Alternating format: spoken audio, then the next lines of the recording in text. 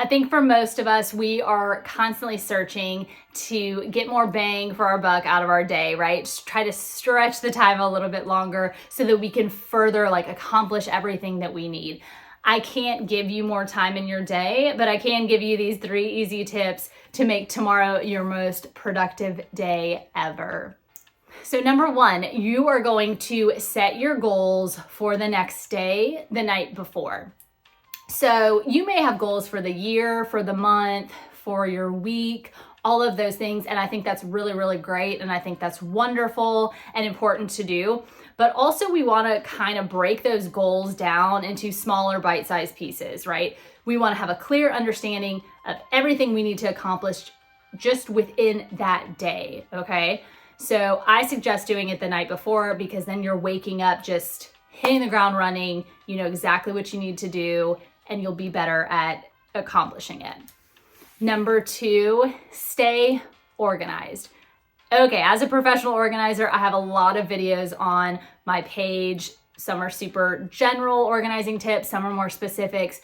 So please go and watch any of those, all of those if you haven't already, if you want kind of more in-depth about staying organized. But this is just kind of surface level, right? So we want to be organized. What do I mean by that? You want your space to be organized and kind of what you're doing in the day to be organized. So we already have planned out our goals for the day. We know what we're trying to accomplish. So then organizing your time so that you can accomplish those things. So we want to use either the calendar on our phone or a paper calendar, something, but you are going to be intentional about how you are planning out specifically your time for that day and how you're going to accomplish everything, right? So there's this study, I don't know if it's a theory, a law, whatever it is, I can't remember the name of it, but it basically says that we will use whatever time we have to accomplish the task at hand.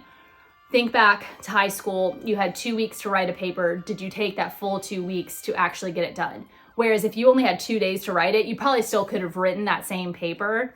Basically, you just kind of adjust to whatever time you have. And it's so funny because the days where I'm just jam-packed with stuff, I feel like I get the most accomplished. Not because I'm just busy, right? There's difference between being busy and actually accomplishing things, right? And being productive.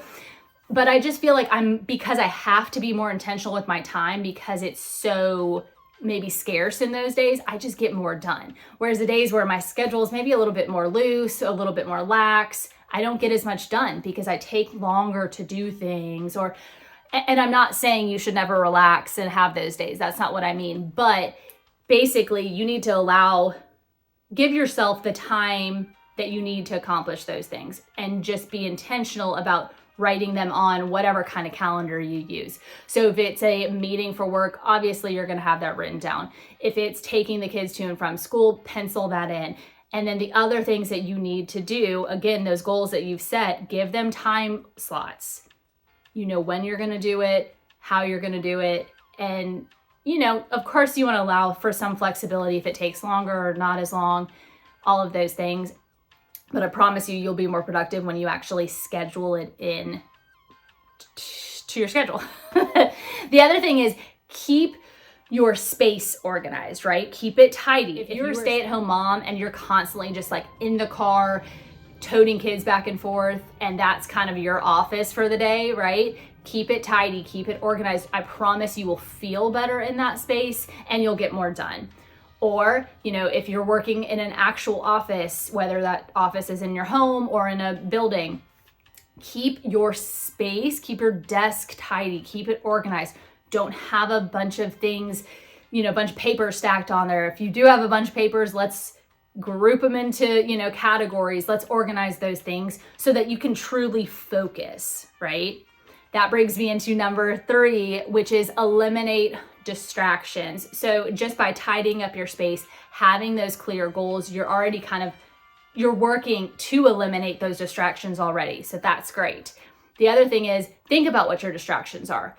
Are you distracted every time your phone dings? Most of us are, right? If you get a notification for a social media account, maybe you need to pause those notifications, mute those notifications, during, the day or just in general, right? We get so many things. Maybe you just need to put your phone on do not disturb. Whatever it may be, think about the distractions that you have.